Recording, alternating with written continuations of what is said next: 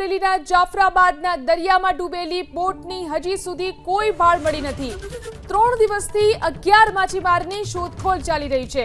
3 દિવસથી માછીમારો ન મળતા માછીમાર સમાજમાં ચિંતાનો માહોલ છે। કોસ્ટ ગાર્ડ સહિત એજન્સી સતત શોધખોળ કરી રહી છે। જાફરાબાદથી દૂર દરિયામાં 28 માછીમારોની 3 બોટ ડૂબી ગઈ હતી। एबीपी अस्मिताની ટીમ જાફરાબાદ પહોંચી 11 માછીમારો માટે પરિવારના લોકો સતત પ્રાર્થના કરી રહ્યા છે। આ વિશે વધુ જાણકારી મેળવી અમારા સંવાદદાતા પરાક્રમ આપણી સાથે જોડાયા છે।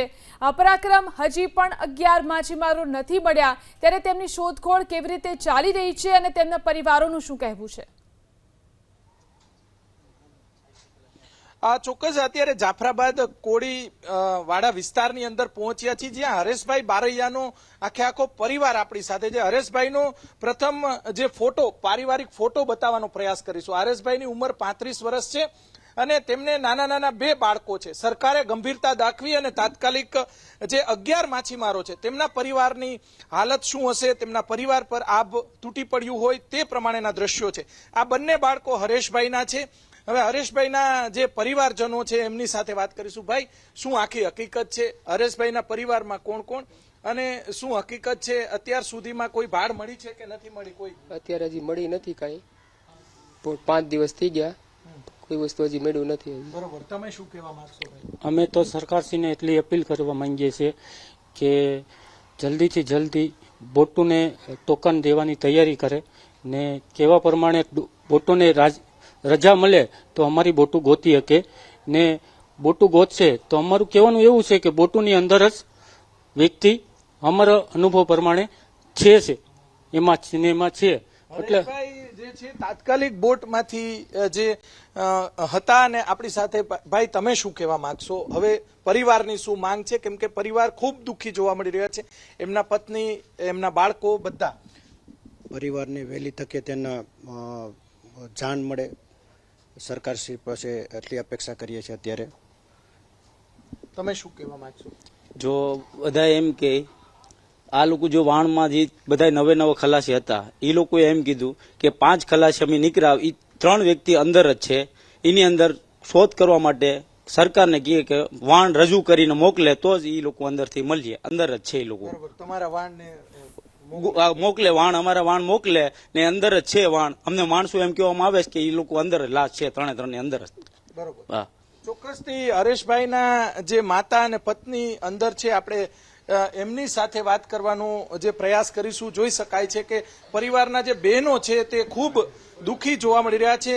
હરેશભાઈના જે માતા છે એમની સાથે પ્રથમ એમના પત્ની સાથે વાત કરીશું। બેન, તમારી શું સરકાર પાસે માંગ છે? મારી માંગ છે મારા ધણીને ગોતી આવી દે, લાવી દે, બસ મારી એટલી માંગ છે। બધીને પ્રાર્થના કરું છું, પગે લાગુ કે ને ગોતી આવી દે મને, બસ એટલી મારું માણસ ગયું છે, મને કાંક બોલીશું આપે ને ગોતી આવી દે, બધા જાય કોઈ,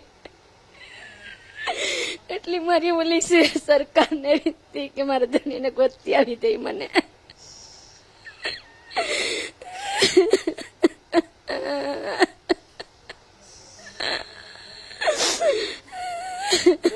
સરકાર અને એજન્સીઓને શું કહેવા માંગશો? તાત્કાલિક ભાડ મળે એવા પ્રયાસો કરવા જોઈએ। અગર શું કરું, એ લોકોને પગે લાગુ કે મને ગુસ્સાઈ લોકો જલ્દી અને ગોતી આવે, બસ એટલે અમને કાંક સુવિધા દે ને અમને કાંક ખબર પડે ક્યાં છે ક્યાં નહીં। એટલી મારી સરકારને વિનંતી છે બસ કે તમે લોકો સાવ ગમે। છેલ્લે ક્યારે વાત થઈ હતી હરેશભાઈ? અરે ક્યારે તમારા પતિ યારે છેલ્લે ક્યારે વાત થઈ?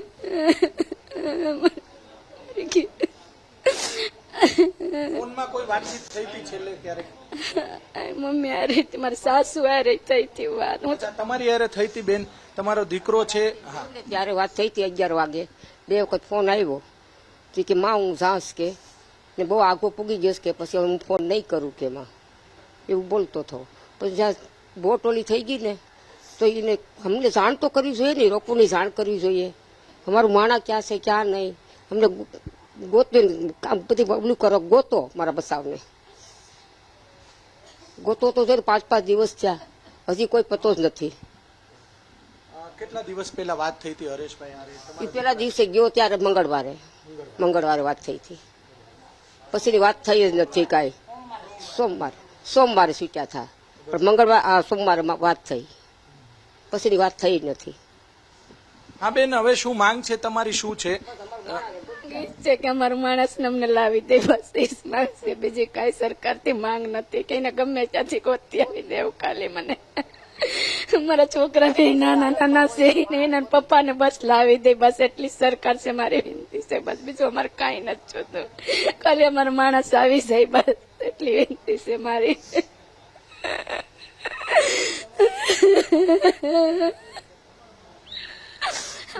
ગોતી દેવ ગમે એમ કરીને મારું માણસ. સરકાર ને કેવું તમે કે ગોતી દે અમને મારું માણસ.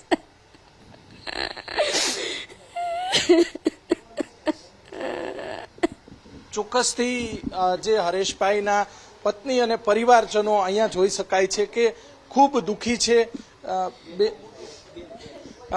હરેશભાઈના જે બેન આપણી સાથે છે, આપણે બેન, તમારી શું માંગ છે, તમે શું કહેવા માંગશો?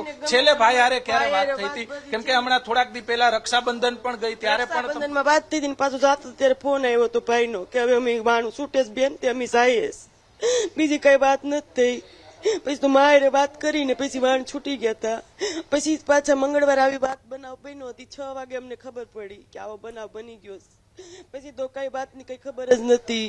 ને જો બધા મોટા મોટાને વાત કરી કે તમે કાંક કરો, તો આવી વારંવાર વાત થાય છે કે તમને અમે ગોતી આવશું. પણ હવે ત્યારે અમારી એક ઓલી છે સરકારને કે બોટમાં હોય એ ભાઈઓ તો બસ એને વાણ કાઢે બહાર તો અમને મળી આવે એમ, બસ એટલી અમારી ઓલી છે સરકાર પાસે વિનંતી. તમે ક્યારે મળ્યા હતા બેન? કઈ ટેલિફોનિક વાતચીત થઈ હતી? અમને કઈ વાત થઈ નથી ભાઈ સાથે. અહીંયા ગયા ત્યારે કેટલા દિવસ પહેલા? આગલા દિવસે વાત થઈ હતી ભાઈને રવિવારે કે બેન અમે કાલ છૂટવાના છે સોમવારે એમ, વાણ નોમના દિવસે એમ, બસ એ જ વાત થઈ હતી. બીજી કઈ વાત થઈ જ નથી ભાઈ સાથે.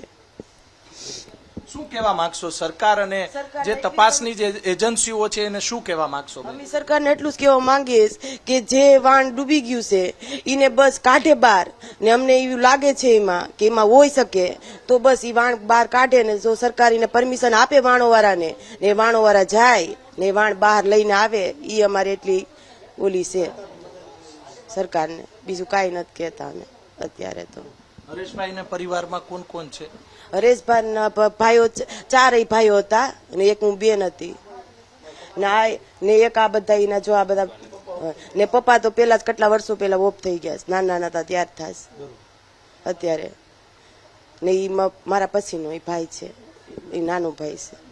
ચોક્કસથી જોઈ શકાય છે કે હરેશભાઈના જે બેન આપણી સાથે, જે પરિવાર ના આંસુ સુકાતા નથી. કેમ કે 35 વર્ષનો જે દીકરો વયો ગયો હોય, ભાઈ જે વયો ગયો હોય અને પતિ જે ગુમ થયા હોય, ત્યારે પરિવાર પર શું વીતી હશે એ પરિવાર જાણી શકે છે. નાના નાના જે બંને બાળકો છે એ પપ્પા, તમારા પપ્પા સાથે ક્યારે વાત થઈ હતી બેટા? વાત જ નથી થઈ.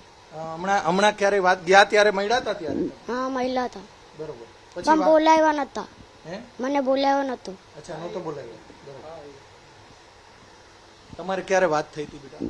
મારી પણ નથી થઈ. નથી થઈ. ફોનમાં? સ્કૂલમાં હતા. ચોક્કસ બંને બાળકો સ્કૂલમાં છે. અહીંયા ભાઈ, તમે શું કહેવા માંગશો? હવે સરકાર શું કરી શકે? સરકાર પાસે અમારે એટલી જ અપીલ છે કે જે કઈ બોટ અત્યારે ડૂબી ગઈ છે એ બોટમાં જ અમારું એવું અનુમાન છે કે બોટમાં જ છે તે ત્રણેય જે ખલાસીઓ છે તે બીજા પણ 2 જણ 2 વ્યક્તિ છે અમારા સમાજને, એક વિનોદભાઈ ને એક દિનેશભાઈ કરીને છે, અને અહીંના જ છે, અમારા સમાજના જ છે. એ ત્રણે એમાં એક જ બોટમાં છે અને એક બોટમાં જ છે. તો અમારું એવું માનવું છે કે બોટને કાઢે, જલ્દીથી જલ્દી સરકાર કોઈ પગલાં લે અને કાઢે બોટને, તો એમાં જ છે અમારું એવું માનવું છે. તો અમને જે કઈ પરિસ્થિતિમાં મળશે એને અમે સ્વીકારશું એમ. બરોબર. કઈ ફોન બોન કે કોઈ ના, અમારે એવું કોઈ કોન્ટેક્ટમાં કોઈ જાતની વાત નથી, કારણ કે બોટ તો ડૂબી ગઈ છે. અમારે જે છેલ્લે વાત થઈ કે ભાઈ અમને ખબર પડી કે બોટ ડૂબી ગઈ છે, પછી જ અમને ખબર પડી કે બોટ ડૂબી ગઈ છે. આ તમારા જે વિસ્તાર છે ત્યાંના 3 દીકરા? 3 દીકરા છે, 3 દીકરાઓ છે, એ અમારા સમાજના જ છે. સરકાર તરફથી અમે એવું જાહેર કરવા માંગીએ છીએ કે સાહેબ 5 દિવસ થયા છે પણ અમારા માણસનું હજી કોઈ પણ જગ્યા ઉપર અમે રિક્વેસ્ટ કરેલી છે સરકારને, પણ સરકાર ખોરણ કરે કે અમે કરશું પણ 5 દિવસની અંદરમાં હજી કોઈ તપાસ કરીશ, પણ હજી કોઈ માણસનો અમારો પત્તો નથી. એમ જી પરાક્રમ, સરકારને અમે અપીલ કરીએ છીએ કે અમને વહેલી તકે ગમે એમ કે વહેલી તકે અમારા માણસનું ખોરણ કરી અમને હાજર કરી દે. ચોક્કસથી પરિવાર જોઈ શકાય છે કે પરિવારના લોકો સાથે આપણે વાત કરી, ખાસ કરીને તેમના જે માતા, તેમના પત્ની અને બહેન, આ તમામ સાથે આપણે વાત કરી. પરિવારની લાગણી છે કે તાત્કાલિક જે શોધખોળ કરવામાં આવે. આ એક નહીં પરંતુ અન્ય પણ જે માછીમાર દીકરાઓ જે ગુમ થયા છે તેમને તાત્કાલિક શોધખોળ કરવામાં આવે. પરિવાર ખૂબ દુઃખી છે. 11 જેટલા માછીમારો હજી ગુમ છે. 17 જેટલા માછીમારો જે છે તે જે તે સમયે મળ્યા હતા. 3 જેટલી બોટની અંદર દુર્ઘટના બની હતી અને ત્યારબાદ જે અત્યારે માછીમાર પરિવાર, સરકાર અને એજન્સીઓ છે, શોધખોળ કરતી એજન્સીઓ છે, તેમને તાત્કાલિક શોધખોળ કરવામાં આવે તેવી માંગ કરવામાં આવી રહી છે. જી.